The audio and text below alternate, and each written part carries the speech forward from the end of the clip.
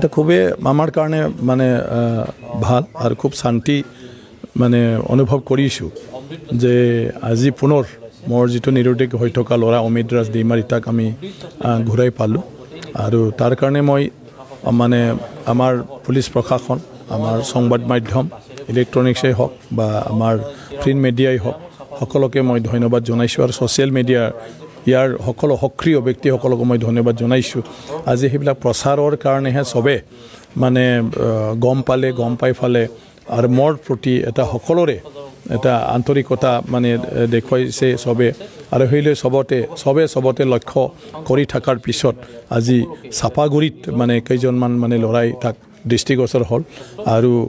ঘৰৰ মানুহৰ লগত মোৰ ভতিজীৰ লগত বিশেষ কৰি তেওঁৰ ষ্টেটাছটো দেখি ফালে কনফাৰ্ম কৰি লোৱাৰ পিছত মানে তেওঁক লৈ মানে নিজৰ লগত লৈ ৰাখি ফালে আমাক এতিয়া গতাই দিলে গতিকে মই তেওঁলোকক ধন্যবাদ দিছোঁ অন্তৰ্গত ধন্যবাদৰ বাদে আৰু কোনো ভাষা নাই ইয়াতে ক'ব স্যাৰ আপোনাৰ ল'ৰাটোৱে স্কুলৰ পৰা ওলাই অহাৰ মূল কাৰণটো কি আছে মূল কাৰণটো এতিয়ালৈকে আমি কথা পাতিবই পৰা নাই তেওঁলোকৰ লগৰীয়াবিলাক কোৱা মতে তেওঁ হোষ্টেলত থাকিবলৈ মানে ভাল লগা নাই এইকেইদিন তাৰপিছত মানে তেওঁ ঘৰতো আহিলে আকৌ গালি দিব বুলি কৈছে বোলে গতিকে মই যাই গুৱাহাটীতে যাম তেনেকুৱা ধৰণৰ কৈছে এতিয়া সৰু ল'ৰাবিলাকৰ কথা গতিকে সেইটোৱেই কাৰণ বুলি কৈছে গতিকে এতিয়াতো আমি পালোঁ গতিকে নিশ্চয় তাৰ লগত আমি কথা পাতিম তেওঁৰ মনৰ ভিতৰতনো কি হোষ্টেলতনো কিহৰ কাৰণে সি আহি ইমান মানে বছৰ থকাৰ পিছত কিয় মনটো মানে তেনেকুৱা লাগিছে এই গোটেইবিলাক মানে কথা পাতি তাৰপিছত অৱগত হ'ম না ডেফিনেটলি আজিকালিৰ দিনটোত ছাত্ৰ ছাত্ৰীটো সেইটো থাকে পঢ়া শুনাৰ চাপো থাকে এটাতো মনৰো কথা বাকী ছাত্ৰ ছাত্ৰীও তাপ আছে তথাপিও সবেতো ধুনীয়াকৈ আছে হোষ্টেলত গতিকে এইটো মনৰো কথা থাকে প্ৰেছাৰ বুলি নহয় নিজে নপঢ়িলেতো প্ৰেছাৰ হ'বই তেনেকুৱা ধৰণৰ কথাবিলাকো থাকে তথাপিও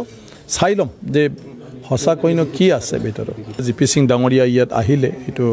অলপমান চোৱা চিতা কৰিব যিকোনো বিভিন্ন কথা যিহেতু প্ৰচাৰ হৈছে সেইটোলৈ অলপ চিৰিয়াছলি লৈ ফালে তেখেতে আহিছিলে মানে মোৰ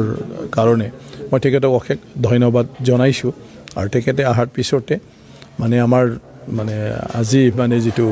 তাক বিচাৰি থকা হৈছিলে সেইটো মানে সক্ষম হৈ গ'ল মানে পাবলৈও গতিকে মই তেখেতক ধন্যবাদ জনাইছোঁ ঘূৰি আহিছে ঘৰলৈ এইটো আমাৰ চবৰ কাৰণে খুব ভাল খবৰ মা দেউতাই ভাল পাইছে আৰু বাকী কেনেকৈ কি হৈছে এই বিষয়ে দেউতা আছে আমাৰ MP বিশ্বজিৎ ডাঙৰীয়া দৈমাৰী ডাঙৰীয়া তেখেতে আপোনালোকক গোটেই বিতংভাৱে ক'ব আমি চবেই খুব শান্তি পাইছোঁ যে বাবাটো ভালদৰে ঘৰলৈ ঘূৰি আহিছে থেংক ইউ এইটো দেউতাই ক'ব Gracias.